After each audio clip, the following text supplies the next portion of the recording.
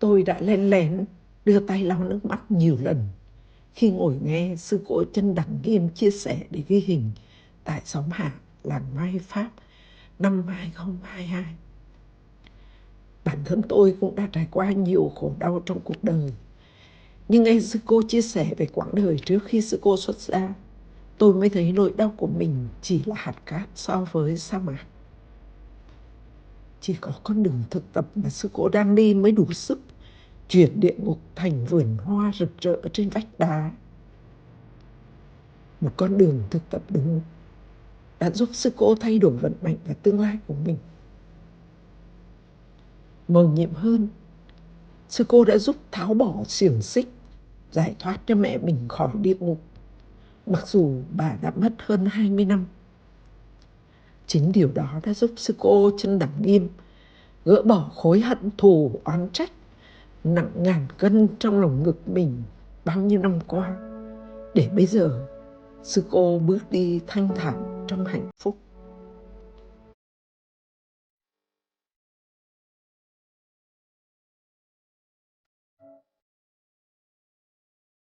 Khi mà con gặp sư ông và gặp pháp môn á, thì con thấy rõ cái sự tu học nó không phải là một sự mê tín dị đoan, mà nó là một phương pháp rất là khoa học. Vâng, nó là một sự huấn luyện kỷ luật chính thân và tâm của mình, hiểu được chính mình và thay đổi được cái vận mệnh của mình qua sự thay đổi tập khí của mình. Con thấy nó rất là khoa học.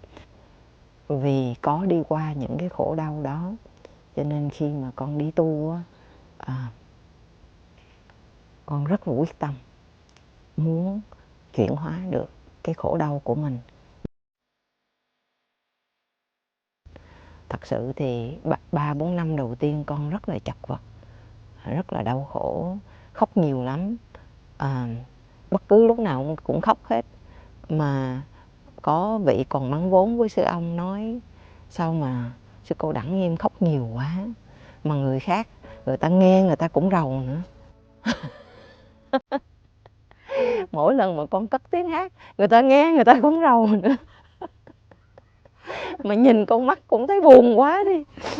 Cái sư ông nói trong một bài pháp thoại, sư ông nói: sư em mình nó khổ nó mới khóc, mai mốt sư em tu học có niềm vui thì sư em sẽ hết khóc. Sư ông nói.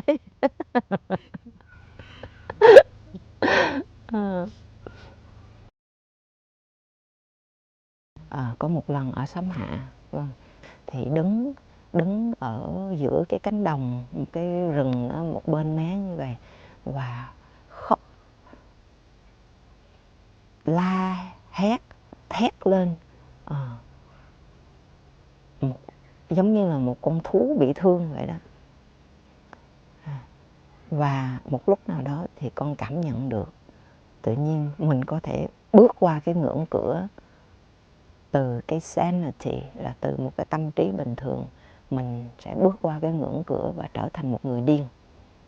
Và tất cả những cái hàng rào của xã hội, những cái cung cách con người phải như thế này, phải như thế kia, mình sẽ vượt thoát hết. Thì giống như người điên vậy đó, muốn khóc lúc nào khóc, muốn cười lúc nào cười, muốn la lúc nào la. Thì lúc đó con thấy trong một tích tắc thôi mà con thấy rất rõ, nó chiếu ở trong đầu của mình cái gì có thể xảy ra cho mình. Và may mắn thay, phước đức thay, nhờ phước đức của ông bà, của tổ tiên, nhờ phước đức của sư ông, thì con đã thở vào như này, đã thở vào một cái hơi thở vào sâu nhất của cuộc đời của mình, và quỳ sụp xuống và lại chỉ cầu nguyện, quỳ sụp xuống và lại rằng là con không bao giờ muốn khổ như vậy nữa, không bao giờ muốn phải đi đến cái cùng cực như vậy nữa. Và lúc đó thì con chỉ ngồi cầu nguyện vậy thôi.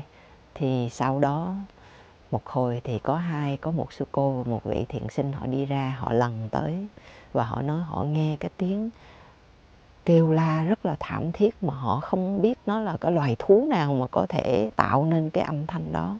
Họ nghe họ rất là sợ, nhưng mà họ cũng đi lần đi tìm thì họ mới thấy con từ xa thì họ mới dẫn con về.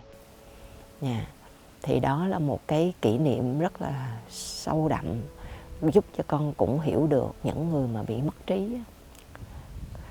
Mình có thể có những giây phút nó xảy đến mà họ không thấy được, và họ đã bước qua cái ngưỡng cửa đó. Nhưng mà nhờ con có một chút chánh niệm và rất là nhiều phước đức của tổ tiên mà con đã dừng lại, không có la thét trong giây phút đó, mà quay về với hơi thở và quay về với cái gọi là chánh kiến, chánh tư duy, và cầu nguyện cho cuộc đời của mình không bao giờ đi về hướng khổ đau nữa, đi về hướng tăm tối nữa. Và con rất là trân quý sự tu học 22 năm rồi.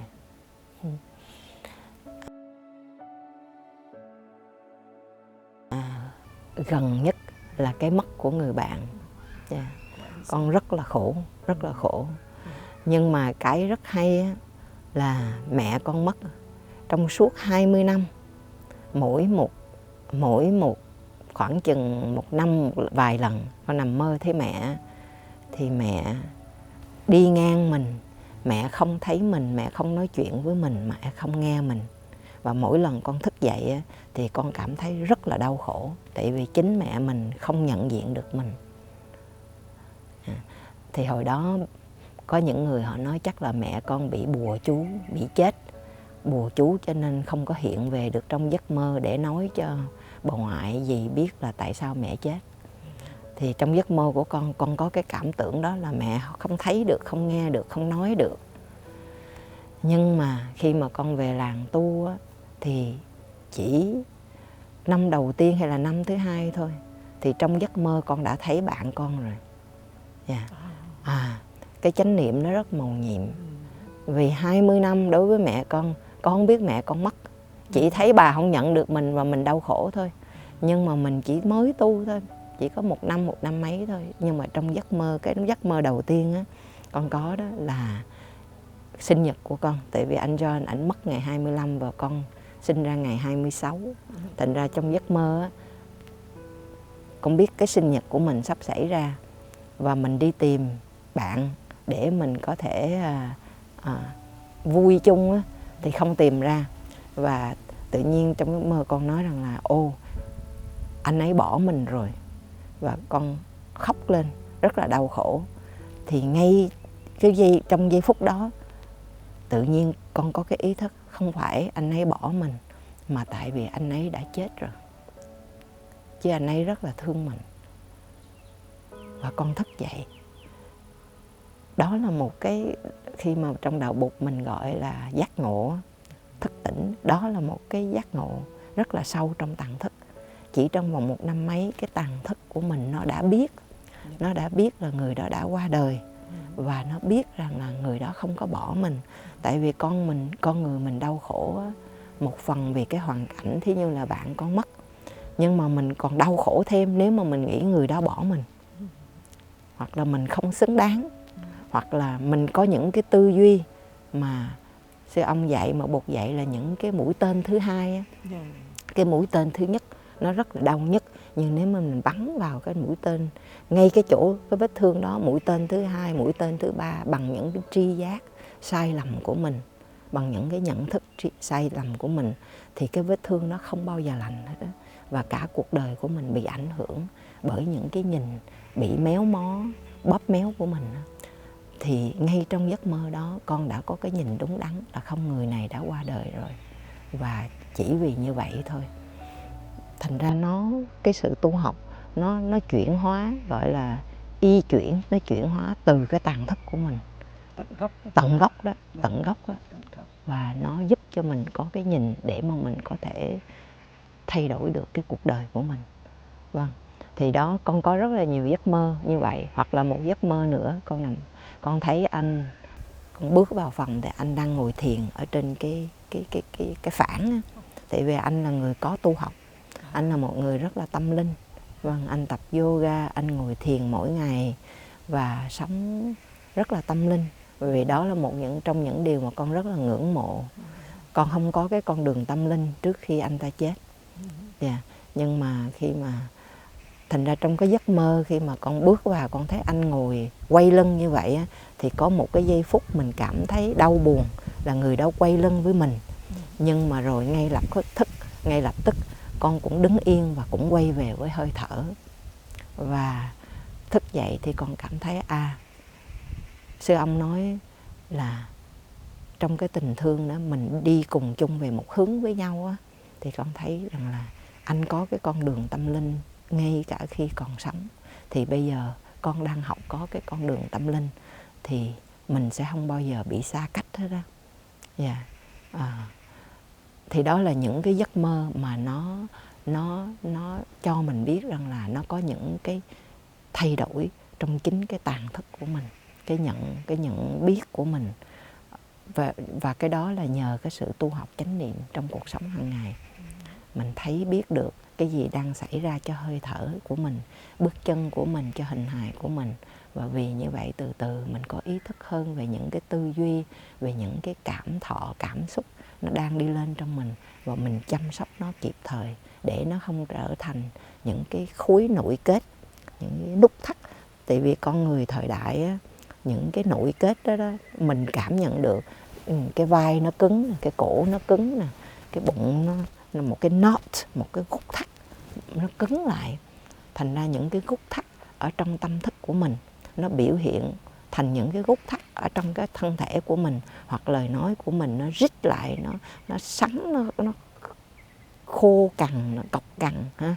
Và những cái thân thể của mình nó héo mòn lại, hoặc là nó bệnh hoạn, nó trở thành ung thư. Tất cả những cái đó là những cái biểu hiện của cái niềm đau nỗi khổ, những cái bệnh hoạn của cái tâm thức của mình. Thì cái thân nó biểu hiện cái tâm, và cái tâm nó biểu hiện ra cái thân. Thì có lần con về, sau khi tu rồi đi về thăm gia đình ở Việt Nam á, thì dì con có nói hồi đó đó, mỗi lần mà mẹ đánh con, má con đánh con xong rồi con ngủ thiếp đi á, là má con ngồi lấy dầu xanh để mà xoa lên những cái vết bầm đó. Bởi vì con nói tại vì con cứng đầu quá, chứ lúc đó mà con xin tha thứ thì mẹ con đâu có đánh con nhiều như vậy. Tại vì con cứng đầu mà thiệt, con nhìn bà trừng trừng giống như là mình giận quá đó, nên là mình không có xin tha thứ cho bà, để cho bà đánh cho đã. Dạ. Mẹ con hồi đó những lúc mà bà giận á, bà sẽ la hét và bà sẽ nói là mày làm cho cái nhà này mạt. Không biết làm gì mà làm cho mạt. Chắc tại hay thở dài á, con hay thở dài, nhìn cái mặt thiểu não á, mẹ giận thêm. Và mẹ sẽ quăng những cái chén đĩa mà mắc tiền ở China mà quăng ngay vô cái tường chỗ mình, và bà ngắt cái đùi của con là nó bầm tím bầm đen thôi. Thành ra khi mẹ mất, mình nghĩ không có bị đánh đập nữa, không bị hành hạ nữa. Nhưng mà khi con đi tu thì con có cái giấc mơ là đó, hồi bao nhiêu năm, 20 mấy năm á, là bà không có thấy, không có nhận biết được mình. Nhưng mà có một lần cũng trong 2-3 năm thôi, thì con nằm mơ thấy trong giấc mơ mẹ nói cái gì đó. Con có ý thức là mẹ nói cái gì đó, nhưng mà mình không có nhớ là bà nói gì, không có nghe, nhưng mà bà vừa nói cái gì. Và tự nhiên con cảm thấy thật là hạnh phúc, là mẹ đã nói với mình một điều gì. Và ngay lúc đó con thức dậy ngay tức khắc và cảm thấy rất là ấm áp. Chưa từng có cảm nhận đó trong 20 mấy năm. Đó là cảm nhận đầu tiên. Yeah. Vì sư ông luôn dạy rằng là, sư ông nói rằng là mình đi cho mẹ, đi cho cha, ngồi cho mẹ, ngồi cho cha, ngồi cho tổ tiên. Quý vị có thể đi cho ba, cho mẹ. Con thở vào cho ba lên. Con đi cho ba, thở vào cho ba, đi cho ba. Và mình thấy hai chân này, hai chân của ba. Ở trong con người mình đầy ắp sự yêu thương. Tại vì ba có thể là chưa có cơ hội đi những bước chân như vậy và thở những hơi thở như vậy. Bây giờ mình thở vào cho ba, mình đi cho ba. Rồi nói, con thở cho mẹ đây này, con đi cho mẹ, con thở cho mẹ, con đi cho mẹ. thì thấy rõ rằng là hai chân này cũng là hai chân của mẹ. Và mẹ có thể là tất tả ngược xuôi suốt một đời của mẹ, chưa bao giờ được đi những bước chân như vậy, thì bây giờ mình đi cho mẹ. Thì con cũng thực tập như vậy. Tại vì con cũng ý thức là mẹ phải bươn chải rất là nhiều từ lúc mà 15, 16 tuổi mà rời quê để mà đi vô Sài Gòn để tìm công ăn việc làm, đi ở đợ, đi thuê mướn cho người ta đó. Mẹ khổ lắm, rồi cũng bị người ta lạm dụng, bị chủ nhà, cũng những cái chuyện nó đau lòng á. Mẹ con đâu bao giờ có cái thời gian để ngồi yên, đâu có biết để ngồi yên đâu. Lúc nào cũng tất bật hết á. Thành ra con cũng thực tập đi cho mẹ. Nói mẹ ơi, con đi cho mẹ đây. Con ngồi cho mẹ đây. Cuộc đời của mẹ bất hạnh, nhưng mà cuộc đời con may mắn hơn. Con được ăn học rất nhiều, mẹ con đâu được ăn học nhiều như vậy. Mẹ đi học chỉ lớp 4 thôi. Rồi ông ngoại nói rằng là con gái đi học làm gì, cho nhiều làm gì để viết thư cho trai thôi. Cái thời đó đó, cái thời đó nó như vậy, đâu có cho con gái đi học nhiều. Mẹ con chắc sinh năm 30 mấy hả? Dạ, chắc bây giờ bà còn sống chắc bà cũng gần bà 70 mấy 80 quá. Dạ. Thì dạ mẹ con rất là đẹp. Dạ. Con rất là giống mẹ con, nhưng mà con đi tu thì mắt con không có buồn bằng mẹ con nữa. Dạ. Chứ con có cái con mắt của mẹ, có cái miệng của mẹ, rất là giống mẹ. Dạ. Thì rồi một cái giấc mơ khác á, con lại thấy mẹ là trong giấc mơ bà đang chuẩn bị quần áo để cho con đi tu. Mà lúc đó con đã xuất gia được 2 năm mấy rồi. Và đó là một giây phút rất là hạnh phúc.